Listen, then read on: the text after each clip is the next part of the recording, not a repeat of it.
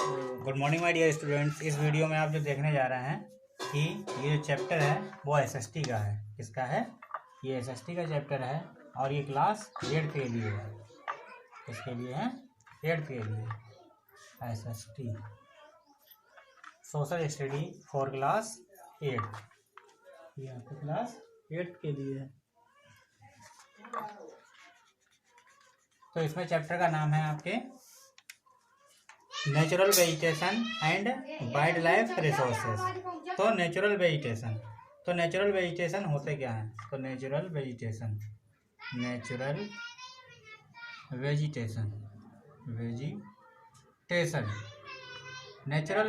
का मतलब क्या हो गया? ये सारे वेजिटेशन जो हमारे नेचर में, यानी कि हम कह सकते हैं फॉरेस्ट में पाए जाते हैं। कहाँ पाए जाते हैं? फॉरेस्ट में। और ये फॉरेस्ट जो है हमारा किस पे पाया जाता है? लैंड पे। और लैंड में भी बहुत सारी चीज़ें होती हैं। तो हम कह सकते हैं जैसे इस तरीके से यहाँ पे पड़ा हुआ लिथोस्फीयर, हाइड्रोस्फीयर और आपका एटमॉस्फेयर। इन सबको मिला के क्या बनता है हमारा? ये पूरा इन सबको मिला के बनता है हमारा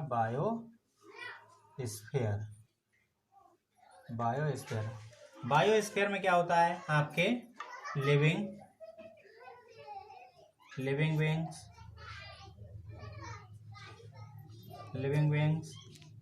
plus non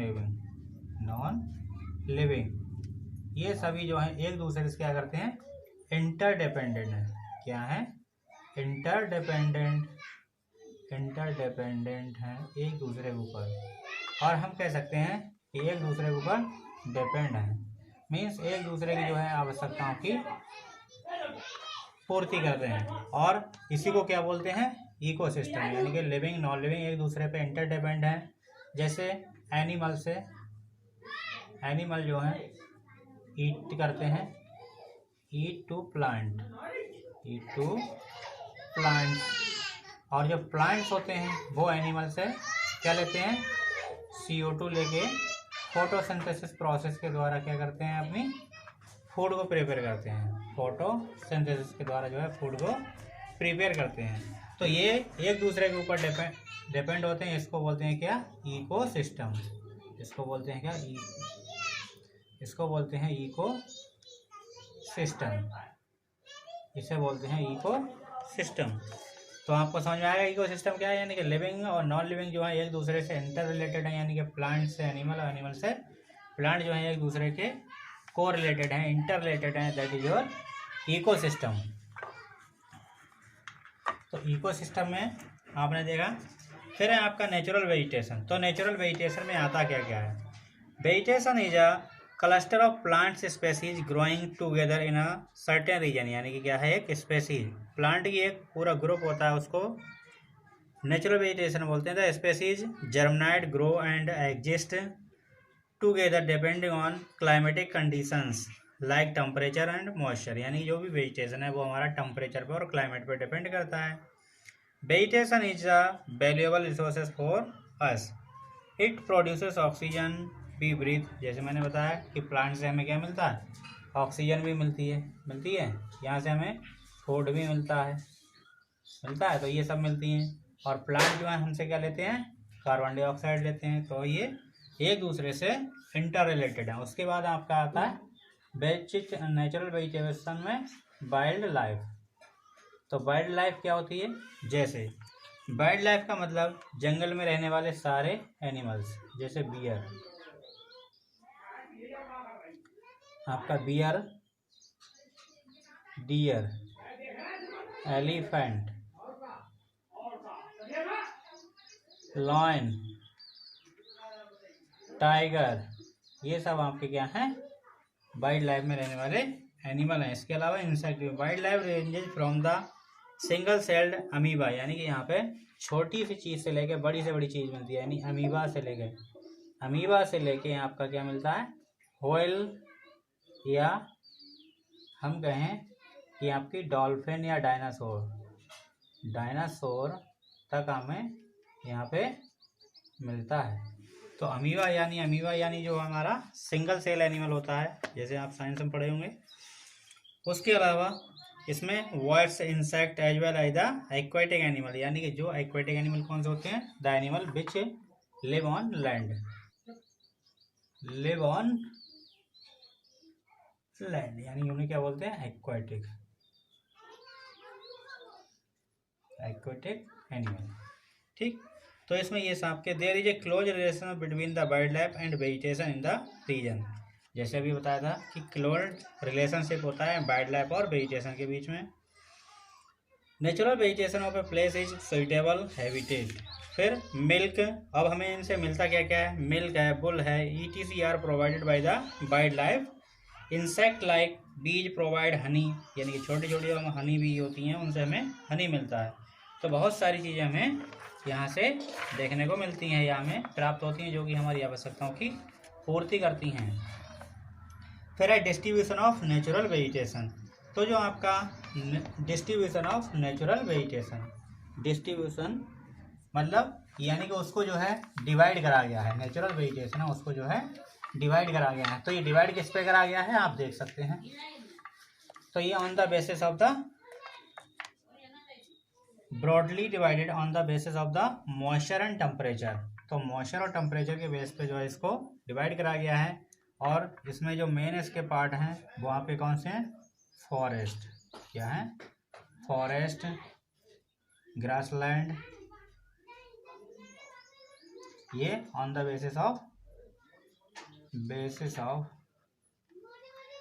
temperature and climate के बेस पे, टेम्परेचर और क्लाइमेट के बेस पे ये आपका डिवाइडेशन है, इसका नेचुरल वेजिटेशन है। तो ग्रासलैंड हो गया, स्कर्प्स हो गया, स्कर्प्स हो गया, उसके अलावा आपका टुंड्रा हो गया, ये आपका डिवाइडेशन होता है नेचुरल वेजिटेशन का।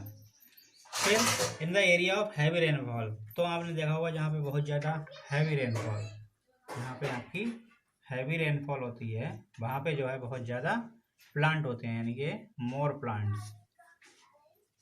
प्लांट्स। जैसे आपका ये आपका कौन सा आ जाएगा, साउथर्न पार्ट में। ठीक, और अगर हम करें कि जहाँ पे लो रेनफॉल होती है, लो या लेस रेनफॉल होती है, तो आपका डेजर्ट बोले तो eastern part of India, western part of India. तो जैसे राजस्थान है, इसमें कौन सा आपका राजस्थान है, यहाँ पे बिल्कुल ना के बराबर बारिश होती है और यहाँ पे जो प्लांट जो है कैक्टस या नागोई टाइप में कन्वर्ट हो जाते हैं। In the area of heavy rainfall dense growth of ह्यूजेज is seen, बहुत ज़्यादा होते हैं पेड़ यहाँ पे। फिर climate varies with altitude and latitude, यानी कि आपको बताया था लैटिट्यूड अल्टीट्यूड, यानी कि ये हमारा जो अर्थ ग्लोब था इसके कारण जो है, यानी कि जो इसमें होंगे वहाँ पे कम होती है बारिश, और यहाँ पे होते हैं वहाँ पे ज़्यादा बारिश होती है, क्योंकि यहाँ पे टेम्परेचर कम होता है। फिर उसके बाद आपके फॉरेस्ट भी 2 टाइप के होते हैं। फॉरेस्ट आपके कितने टाइप होते हैं, 2 टाइप के। पहला आपका एवरग्रीन, कौन सा, एवरग्रीन, और दूसरा आपका होता है डेसीडस फॉरेस्ट। तो एवरग्रीन वो होते हैं जिनकी हैव देयर लीव्स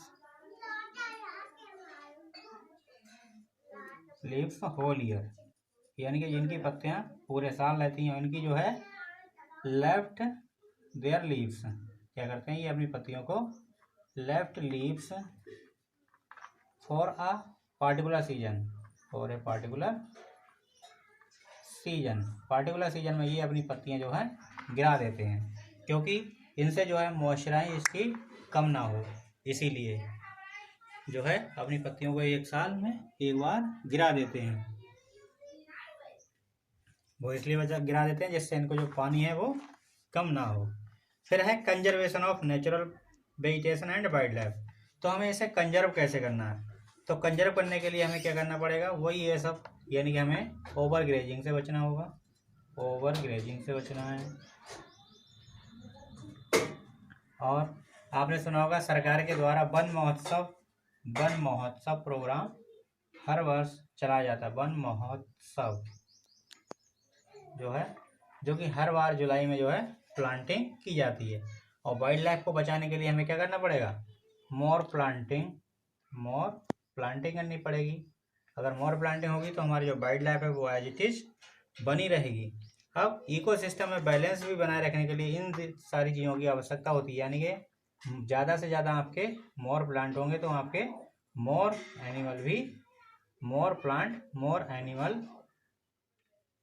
एनिमल और वाइल्ड लाइफ ये सब बने रहेंगे। और इसमें इकोसिस्टम हमारा कैसा रहेगा?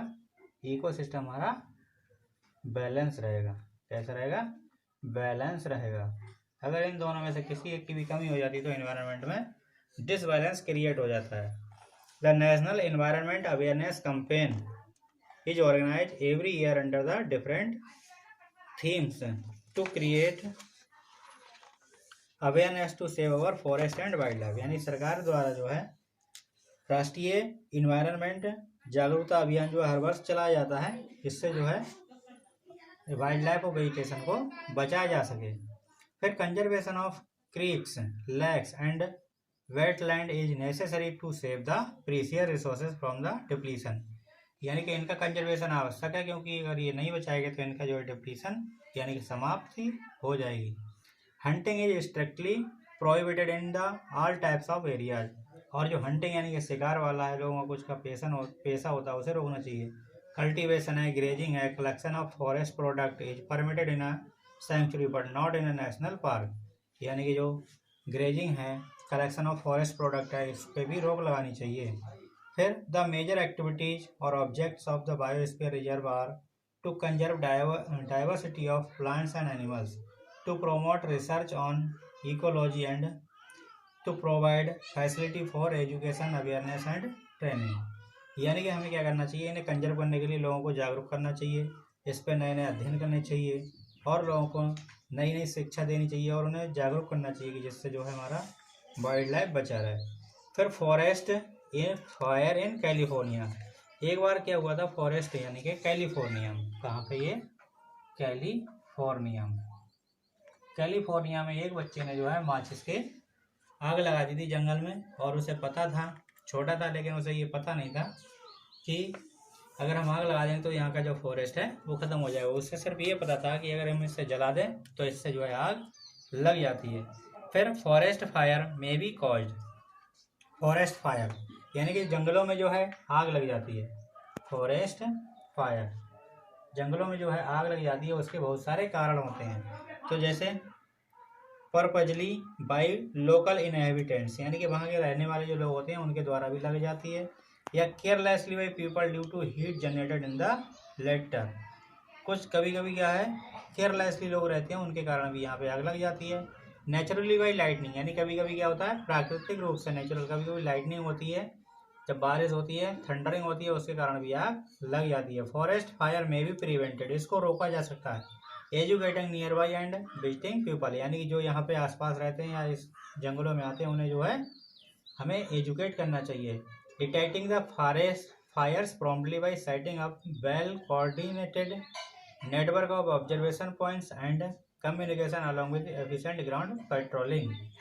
हमें वहाँ की हमेशा निगरानी रखनी चाहिए, इससे वहाँ की हम आग लगने को रोक सकते हैं। फिर rural plantation outside the conventional forest, this is called the social forestry and farm forestry यानी कि गांव के लोग अपने आसपास जो लगा लेते हैं उसको बोलते हैं सोशल फॉरेस्ट्री या फार्म फॉरेस्ट्री। वो अपने पर्पज के लिए प्लांटों को लगाते हैं। फिर है आपका प्रोजेक्ट टाइगर। तो प्रोजेक्ट टाइगर यानी कि आप जानते हैं प्रोजेक्ट टाइगर की स्थापना कब हुई थी? भारत में लगभग 40,000 100 वर्ष पहले 40,000 जानवरों की यानी कि टाइगर की स्पीशीज थी। बट इसमें 28 टाइगर रिजर्व हैं। कितने हैं? 28 टाइगर रिजर्व थे। इन 1970 a ban on tiger hunting was impose. और 1917 में, कब? 1917 में टाइगर पे क्या लग गया था? बैन लग गया था। इसी 1972 में प्रोजेक्ट टाइगर की स्थापना हुई या इस्टेब्लिशमेंट हुआ। और इससे पहले ये 1872 में सबसे पहले बात करी गई थी कि टाइगरों को सुरक्षित रखा जाए, और उसी के बेस पर 1972 में प्रोजेक्ट टाइगर एक्ट बन के तैयार हो गया। The population of tiger in all the 28 reserve in 2003 was 15, यानी 2003 में, कब 2003 में लगभग टाइगर की जो संख्या थी 576 थी। टोटल जो टाइगर रिजर्व हैं उनमें टाइगरों की जो संख्या थी 2003 में वो कितनी थी, 2003 में 1576। तो इस चैप्टर में आपने देखा natural vegetation and wild life resources. ठीक है, ओके।